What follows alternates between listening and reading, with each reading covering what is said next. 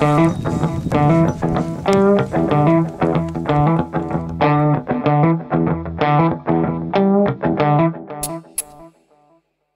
projet engénie la nécessité d'avoir une dégaine légère pour pouvoir parcourir rapidement et légèrement des voies type passant de guerre, des voies en style alpin en Alaska, ou alors pour faire du grand libre pour libérer des phases telles que le Grand Capucin.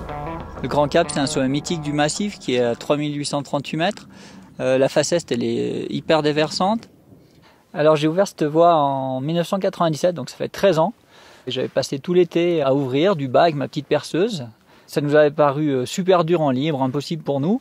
Et puis en 2005, Alex Huber a travaillé, et puis il a réussi avec des longueurs. La plus dure, elle fait 8B. Là, du coup, ça nous a remotivés. On a bien envie d'essayer tous les deux.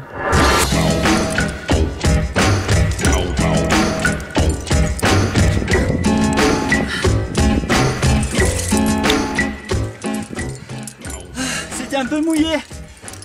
Premiers essais, là, c'est un peu... Déjà, j'arrivais pas à respirer, c'est un poil mouillé. Et ouais, on va y retourner là, mais ça va.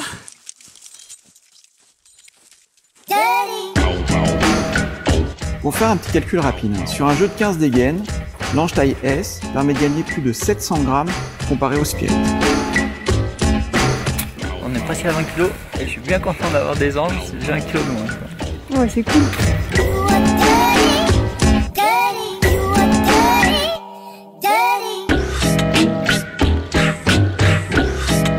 Il y a plus de 2 ans, j'étais mis au bureau. Moi, j'étais trop motivé pour faire des mousquetons light. Et puis toi, tu étais à fond aussi. On était assez sur la même longueur d'onde sur qu'est-ce qu'on voulait pour qu'un mousqueton léger soit parfait. Tout l'enjeu était en fait de faire un vrai mousqueton léger qui soit confortable sur les normes du spirit, un vrai mousqueton qui soit Kellogg, ouais. Pas juste un mousqueton light. Mousqueton léger qui ait les qualités d'un mousqueton lourd, quoi.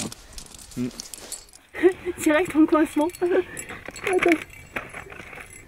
Hop là, c'est bon. Oh, no, oh, no.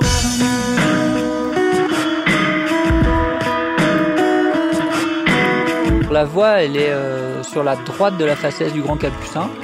Elle n'est pas très loin de la Bonati, elle la croise 2 fois. Ça finit à 3838 mètres. On est vraiment en haute altitude, ce qui n'est pas très simple à gérer pour grimper. Donc en fait dans la voie on emporte une 50aine de mousquetons, donc ça on grimpe avec ça sur nous. Et quand on gagne 20 grammes par mousqueton, c'est vrai que ça fait facilement vite 1 kg de moins à porter. Et c'est super important quand tu veux être performant, surtout dans de la difficulté comme ça, en escalade, en montagne, quoi. C'est presque capital le poids. Là dans la voie on va rencontrer tout type d'amarrage, quelques spits, il y a des coinceurs et il y a des pitons. Et du coup, l'ange avec son bec super fin, on arrive à rentrer dans des pitons qui sont encombrés de cordelettes assez facilement. Et ça, c'est un vrai plus, quoi.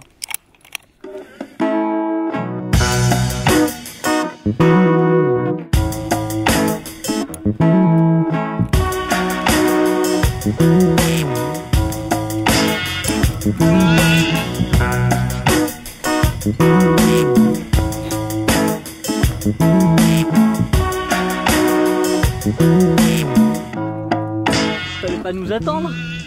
Bon bah si, Fallait y aller. on va y aller après. C'est gentil de nous attendre. Quand t'es en second, des fois c'est pas super confortable dans les traversées pour démousquetonner. Et là ce qui est bien avec le système Kellogg en fait, c'est que le bec est complètement lisse. Donc ça accroche pas. Quand on enlève de la corde comme ça sort direct. Et ça c'est vraiment bien pratique.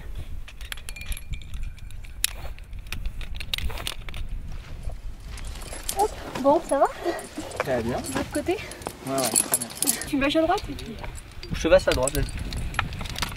Alors pourquoi le monophile? En fait le monophile c'est pas un doigt classique comme il y a sur un spirit et c'est pas non plus un doigt fil comme on a sur d'autres mousquetons qui existent sur le marché. C'est un hybride entre les deux.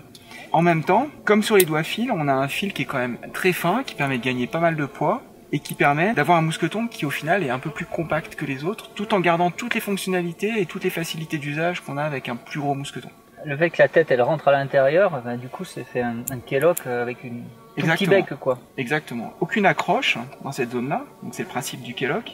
Et là on a donc le doigt qui vient s'introduire directement à l'intérieur, un bec qui est assez droit dans cette zone-là. Du coup, le mouvement pour sortir le mousqueton d'une plaquette, quand on est équipé en second ou quand on est un petit peu sous tension, bah, le mouvement est beaucoup plus fluide. Ouais, clair. Ça évite la zone qui rebique un petit peu, qui vient crocheter, qu'on peut trouver sur d'autres mousquetons. Pierre, ce qui me plaît vraiment, c'est que c'est un mousqueton qui est très confortable en prise en main, si jamais tu dois le tenir, et aussi bien épais là pour le passage de la corde.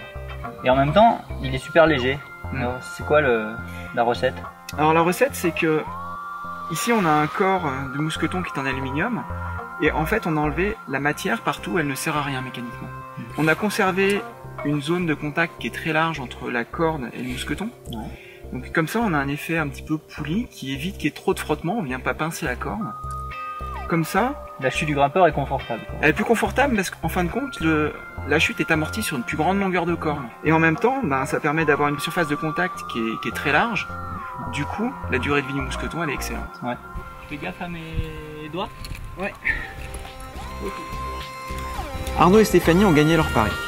Arnaud a parcouru entièrement en libre, dans la journée, sa voie en face est du Grand Capucin.